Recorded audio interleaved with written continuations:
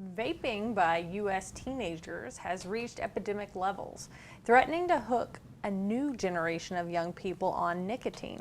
That's according to the U.S. Surgeon General.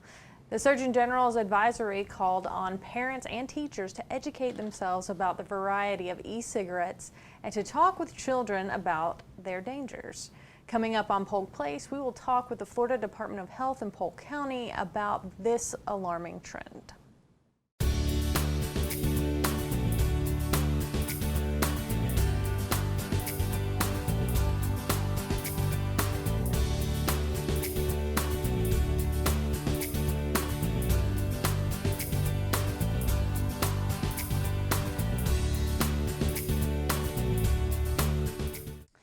Welcome to Polk Place. I'm your host, Lauren Lingill. Joining us in studio, we have Jessica Napoleon, the Tobacco Policy Coordinator with the Florida Department of Health in Polk County. And to her right, we have Naima Delgado, the high school senior at Polk State Collegiate High School in Lakeland, and chair of the school's SWAT Club. Tell me what SWAT stands for. I'm assuming it has something to do with e-cigarettes. Yes. SWAT is Students Working Against Tobacco, and we are actually Florida's statewide youth-led organization working to mobilize, educate, and equip Florida's youth to both revolt against and deglamorize big tobacco. We are a united movement of empowered youth who are working towards a tobacco-free future. And I can tell by your eloquence and familiarity with that this is something that you spend a lot of time talking about and working on. Yes. Something you really care about, huh? It definitely is. It's something I'm very passionate about. A lot of people in my own family have been affected by nicotine, and I know a lot of friends who have also been affected. And myself personally, I'm actually allergic to nicotine, so wow. It is something very important that I work for.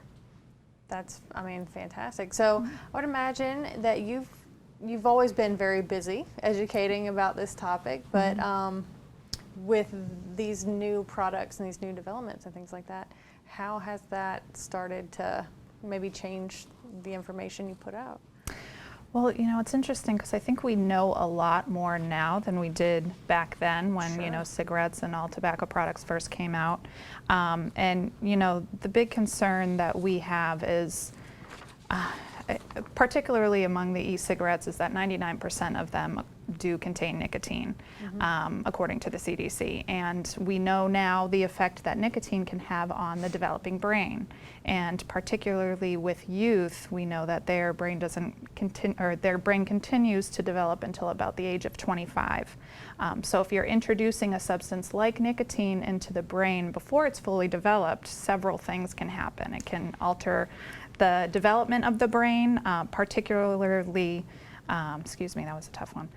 Particularly the front part of the brain, which is known as the prefrontal cortex, Sure. is in charge of executive functions like decision making, planning, self-control, emotional Impulse response. control. Yes. Yeah. So, especially with our young people, if you're introducing a substance like nicotine, which is highly addictive, into the brain while it's still developing, it can alter those executive functions or impair those executive functions in the development of the brain. But it can also lead to addiction of other substances because of the pathways that nicotine takes within the brain to get the brain addicted are the same pathways that other drugs use. So we do consider nicotine a gateway drug, and so that's particularly our concern with the nicotine products and tobacco products. So obviously you're getting new information and some of that new data is coming in. Tell me a little bit about that, what that looks like, and maybe you can even speak to that, I'm not sure. Well, we know nationally the federal government has declared e-cigarette or vaping use an epidemic. Here in Florida, according to the Florida Youth Tobacco Survey in 2018, 25% or 1 in 4 high school students report vaping or using e-cigarettes. And that is compared to what the CDC reports that only about 4% of Florida adults use e-cigarettes. So, when e-cigarettes first came out, the e-cigarette companies, marketed as this is an alternative way for adults who smoke cigarettes to to use nicotine. But that's clearly not what we're seeing. We're seeing a lot more youth than adults using this product. And particularly in Polk County, I'm loving that word today, particularly, there's about 1 in 8 middle and high school students who report e-cigarette use. That's unbelievable. So it's a concern not only nationally, but at the local level as well. So you mentioned when this first came out, it was an alternative use to cigarettes. And I think a lot of people thought that they could use it as a tool to wean themselves off of cigarettes and eventually nicotine, but that didn't account for what other substances might be being put into it. Yeah, so we don't know everything that's going into these, and the FDA is still, which is the organization that is currently supposed to be regulating these products, but over just the past, since 2015, where it really exploded with e-cigarettes, so many different brands have come out on the market, and the FDA is trying, to test all of these products to figure out what's in them, but every product has something different, and a lot of them, we just don't know what's in them. How do the two of you work together? I'm assuming that there's a partnership here. So tell me a little bit about that. So the Florida Department of Health does have, Tobacco-Free Florida.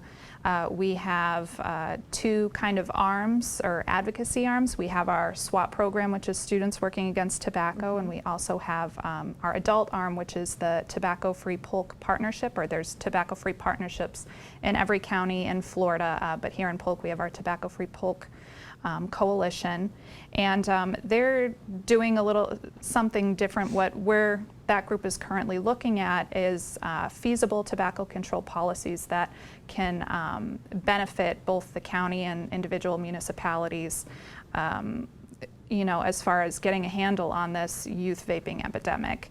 And so 2 ways that they're doing that right now is they have a public opinion survey that's been going out to community members at all different types of events to kind of get a pulse of what the community would support for local tobacco control policies.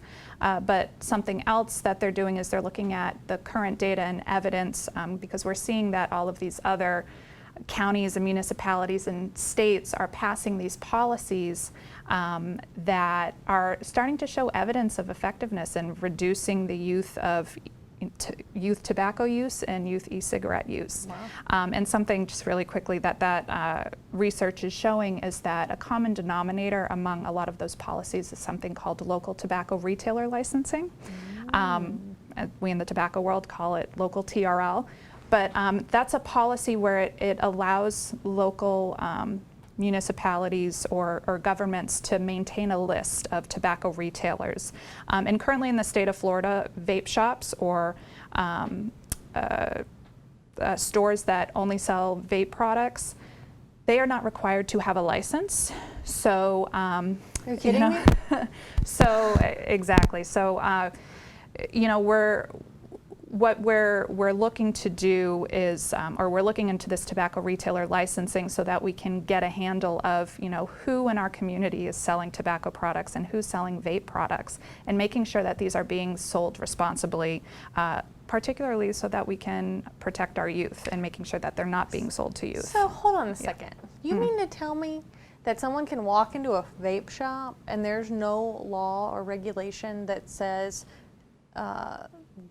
that this particular business owner cannot sell these vape products to in teens? Florida law, they cannot sell to anybody under the age of 18. Okay. However, because they are not required to have a license, they are not being monitored to make sure that they are not selling to. So yeah, so we're perfect. Okay, so you got your work cut out for you. Yeah, Fantastic, yeah. and so do you. Yeah. Okay, so tell me about your arm of Yes. this. So my arm of it is, as she was saying before, Students Working Against Tobacco, and specifically the county that I'm part of is Polk County. And so that stretches across from Frostproof Middle and Senior High, as well as Winter Haven High School, Lakeland Collegiate. We also have George Jenkins in our wing as well. And lastly, we also have Winter Haven. Did you say Winter I think Haven? I said And Haines City. Haines City is our last one. and we just all work collectively together. We congregate together in county meetings, and all the different high schools come together, but we also do our own separate things individually together with the Florida Health Department. And so we do different things to advocate and educate people, not only in our clubs, but as well as our entire school and communities. So give me an example of one of those things, or some of those things. Well, one of the upcoming events or campaigns that we have coming up in October, actually, on the 16th, is our Not a Lab Rat Day. And so, yeah. Very nice. What we do that day is we go out, and many schools, they do tabling events, or they do speeches in front of their classes and fellow peers, and they pretty much tell the other students, like, hey, you need to step up and tell these big tobacco companies that you're not a guinea pig for them, that they can't just try to sell these deadly drugs, basically, that trying to attract you into becoming addicted to something that you shouldn't even have to be exposed to at such a young age, when your brain isn't even fully developed. And so with the different tabling events and everything, there's a lot of people that actually come out and they learn new information that they didn't know before. We give them pamphlets, little goodies and things to attract them and tell them, like, hey, you should know about this, and something needs to be done. How many people that you find that maybe before talking to you, they thought it was safe, that they thought it was okay for them to do that because there's not anything bad in that, because it's not a cigarette? So many. Really? There's so many, like, high schoolers and kids that think, oh, it's just water vapor. It's not just water vapor. It's actually deadly cancerous chemicals sometimes. You can find things such as nickel, tin, even lead in these things, and so many things that scientists still haven't even discovered what's in it. I think it's great that you're a part of that and you're kind of spearheading that effort, especially when, and it's a fabulous message to even say, you know, like, don't just take someone who's advertising a product's word for it. Do the research if you're going to put that into your body. Yeah, exactly. So what can we do in the community as community members to help this effort? Yeah, absolutely. First and foremost is educate yourself. You know, dispel the myths of, you know, it's not just harmless water vapor, and you know, that they're not always safe, and what the manufacturer might tell you is in those products aren't necessarily what's in it. Just dispelling those myths among your families and friends, and you know, talking to their kids about, you know, the dangers of nicotine addiction and the concerns around vaping. And one way that they can do that is going to tobaccofreeflorida.com, trusted resource for information all about the, you know, epidemic among our youth. So that's one way, but also our Tobacco-Free Polk Partnership Coalition meets every fourth Thursday of the month, with an exception of some months, in Lakeland at 9 o'clock at the Lakeside Baptist Church on Lakeland Highlands Road. Okay. And they can come out and, you know, join the conversation of, you know, what we can do here in Polk to address this epidemic and the youth use of vaping in Polk County. Really? Well, thank you so much for being here. Yeah, absolutely. I feel like you guys are doing great work, and I hope you keep doing that, certainly. Man, got to get this stuff out of people's hands. Yeah, absolutely. Well, thank you again. Youth vaping, or e-cigarette use, has skyrocketed, and the federal government has declared it a nationwide epidemic. Electronic cigarettes, also known as e-cigarettes, e-vaporizers, or electronic nicotine delivery systems, are battery-operated devices that people use to inhale an aerosol, which typically contains nicotine, flavorings, and other chemicals.